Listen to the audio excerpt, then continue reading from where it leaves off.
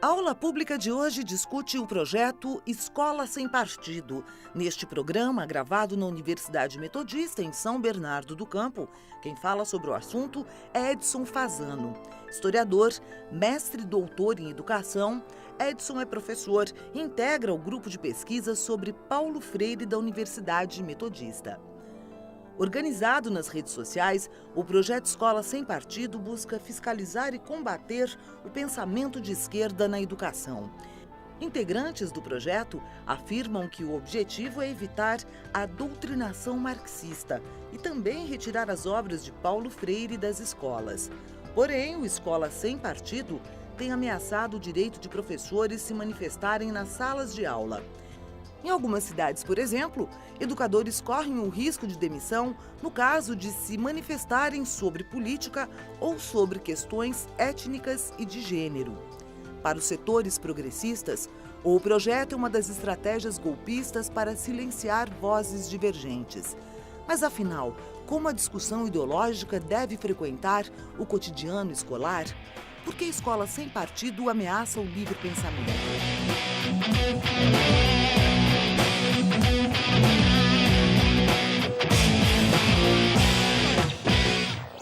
Provavelmente, se a gente perguntar para um dos defensores deste autodenominado movimento Escola Sem Partido, se o movimento impede o livre pensamento, provavelmente eles vão dizer que não. Eles vão dizer que o movimento é exatamente pela defesa do livre pensamento e se colocar, esse movimento se coloca contrário, segundo eles, à doutrinação ideológica que se efetiva nas salas de aula da escola brasileira. Por outro lado, quando olhamos criticamente para os pressupostos que o movimento apresenta e defende, bem como as estratégias que eles utilizam, as pessoas poderão identificar que esses pressupostos defendidos são exatamente contrários ao que eles afirmam que é a defesa da pluralidade de ideias. Um movimento que defende a pluralidade de ideias não pode estabelecer para o currículo escolar proibições de temáticas que, em geral, estão diretamente vinculadas com os desafios da contemporaneidade, com os desafios que se caracterizam na sociedade, no nosso caso, na sociedade brasileira. Então, consideramos que o movimento Escola Sem Partido dificulta, sim, a pluralidade de ideias e não as defende. Por que podemos dizer isto? Porque eles partem de pressupostos que denominamos totalitários. Eles partem de um conceito de uma sociedade única, de uma história única, e eu poderia dizer até que se inspiram num debate que aconteceu nos finais dos anos 80 e início dos anos 90, em que se dizia que a história havia chegado ao fim. Ora, que ideia era esta do fim da história? Era a ideia da existência de uma única possibilidade para a existência e a organização das sociedades humanas, que correspondia ao quê? Aos ideais neoliberais. Que o movimento ele foi criado em 2004. A pessoa que se também declara como criador do movimento é um advogado, o Miguel Najib, que conta a seguinte história.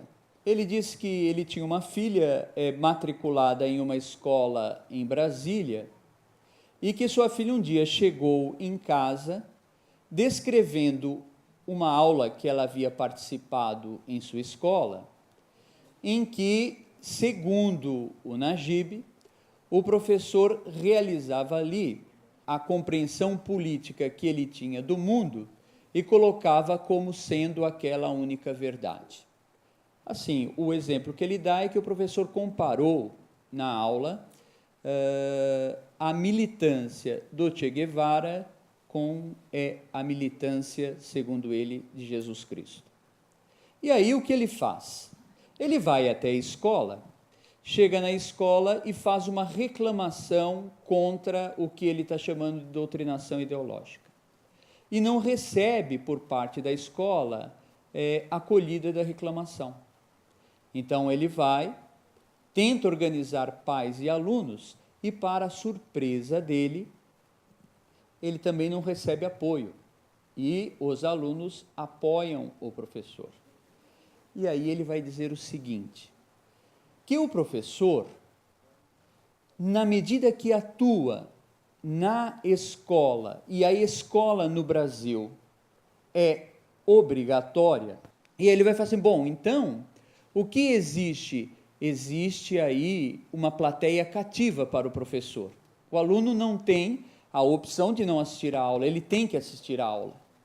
Se ele tem que assistir à aula por força da lei, porque é educação obrigatória, o professor, quando realiza, na visão do Najib, quando realiza a doutrinação, ele está fazendo o quê?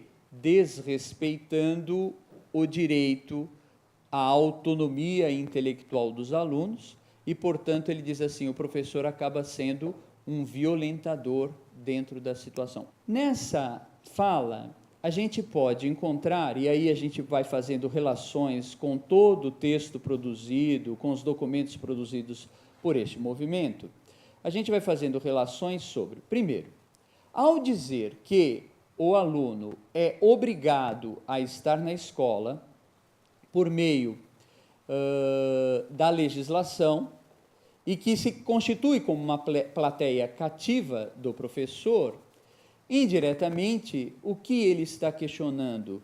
A ideia do direito subjetivo à educação e esta obrigatoriedade da educação vinculada ao quê? Fala assim, bom, já que tem que ser obrigatório, o professor não pode, portanto, falar sobre determinados temas, entre eles, ele vai dizer temas que se relacionam à responsabilidade da educação familiar. Por exemplo, ele diz, a questão de gênero que se tenta colocar na escola é um equívoco, não pode estar presente não pode estar presente no currículo, porque isso é de responsabilidade exclusiva da família. Ele vai dizer outras temáticas, como a situação da discussão étnico-racial, discussões ligadas a questões indígenas, isto é uma ação política partidária na visão do movimento Escola Sem Partido. Portanto, é uma temática que não deveria estar contemplada dentro do currículo. E vai afirmar que uma coisa é escolarização e outra é educação. Que a escolarização, esta sim, deve estar presente na sociedade, mas como uma ferramenta, como um mecanismo para a constituição e a formação das pessoas para o trabalho, exclusivamente para o trabalho. E que educação, que tem uma perspectiva mais ampla, não é papel do Estado, não é papel da escola, mas é papel da família. Como a gente pode, então, notar sobre estes pontos, o que se verifica há um desrespeito a partir desses princípios defendidos pelo Escola Sem Partido, do artigo 205 da Constituição Brasileira. Esse artigo vai dizer, ou esse artigo diz, que a educação brasileira, ela é um direito do cidadão, um dever do Estado e da família. Portanto, coloca a formação como uma corresponsabilidade, não apenas privada, na sua dimensão familiar, mas também pública, sobre a responsabilidade do Estado. E diz mais, e diz que essa educação deve se voltar para a cidadania e para o mundo do trabalho. Portanto, quando se fala de cidadania, se fala de uma formação mais ampla, se fala de um processo educacional que este movimento autodenominado Escola Sem Partido tenta excluir.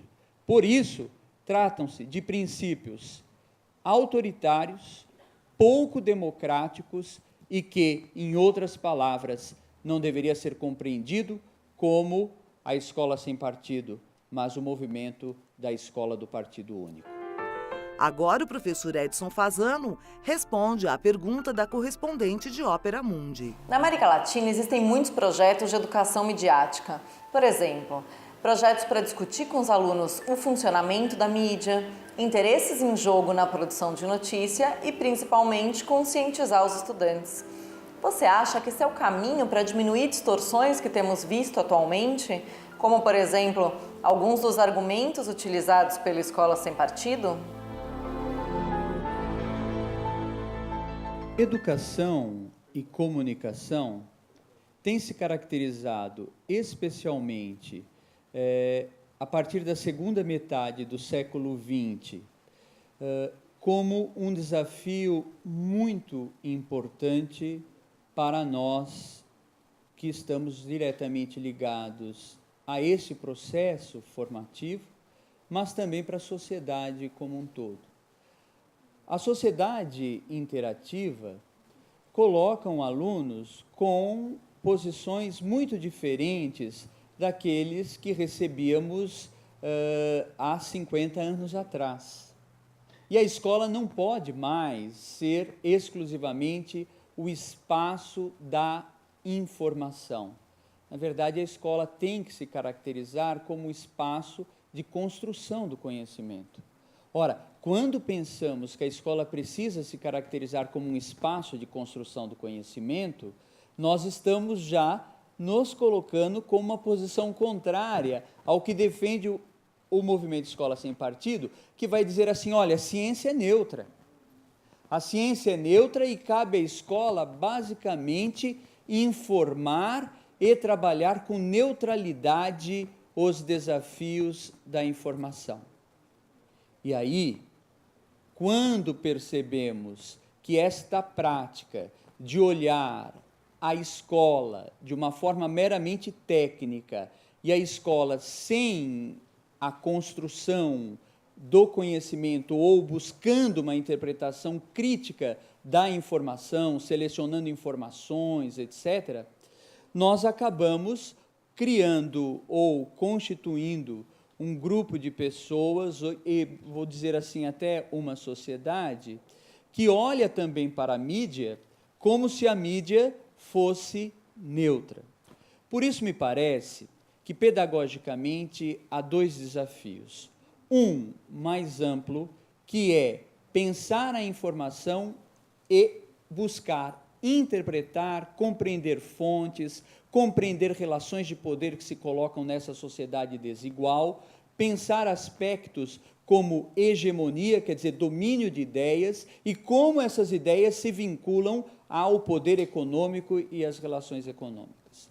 Agora, como aliados neste processo de compreensão das relações de poder associados às ideologias, nós temos projetos muito interessantes de educação midiática, de educomunicação, em que os alunos deixam de ser passivos diante da relação da informação e vão se constituindo protagonistas, como sujeitos que, por meio da linguagem, vão não só se apropriando do processo de códigos, mas vão também interpretando, vão problematizando e vão desmistificando esta ideia da neutralidade que se divulga existir diante da mídia.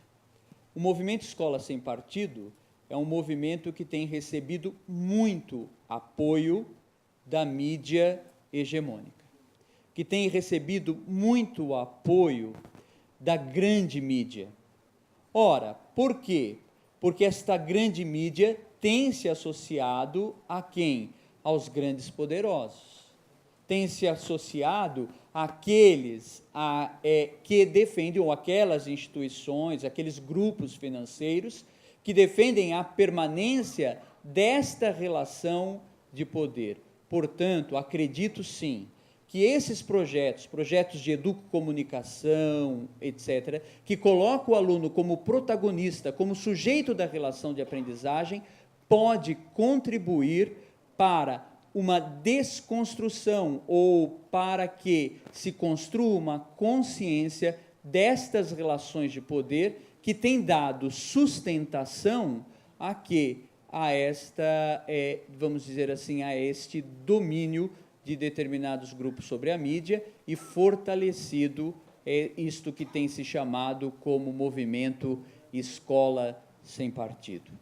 Que, aliás, este movimento, ele acaba, na minha compreensão, tendo duas falácias fundamentais. Uma de ordem epistemológica, uma de ordem ligada à concepção de conhecimento, e a outra ligada à perspectiva política. E quando eu utilizo falácia, eu estou dizendo que este movimento compreende bem o que faz. Portanto, não é equívoco teórico e não é equívoco político. É intencionalmente a construção de uma confusão ao afirmar que ciência é neutra e que a escola tem que trabalhar com neutralidade. Essa compreensão estava lá no final do século XIX, com correntes como o positivismo, que foi superado no decorrer do século XX, comprovadamente, inclusive por novas vertentes do liberalismo. Agora, por que se retorna a isto? Pelo interesse da manutenção do poder. E no aspecto político, eles apresentam a ideia de que ideologia se associa exclusivamente com a esquerda, sendo que quem desenvolve principalmente o conceito de ideologia para que aponte a situação das relações desiguais de poder e como essas relações podem ser legitimadas por meio de ideias e por meio do domínio dos espíritos, é exatamente quem? É exatamente aqueles que eles acusam hoje como sendo os grandes doutrinadores ideológicos. Ora, nenhum conhecimento é neutro. Todo conhecimento é permeado por elementos ideológicos. Agora, qual é o desafio? É pensar o currículo escolar a favor de quem ele está sendo construído. O currículo escolar defende a quem? O que ele defende? Portanto, qual a concepção de ser humano que tem sido sustentada na educação e nas diferentes vertentes de educação? Qual é a concepção política que se coloca? Qual é a concepção de conhecimento? Estas três perspectivas precisam ser aprofundadas e, eu diria assim, até desmistificadas, para que a gente possa enfrentar e comprovar e demonstrar a falácia que é este movimento autoritário intitulado Escola Sem Partido.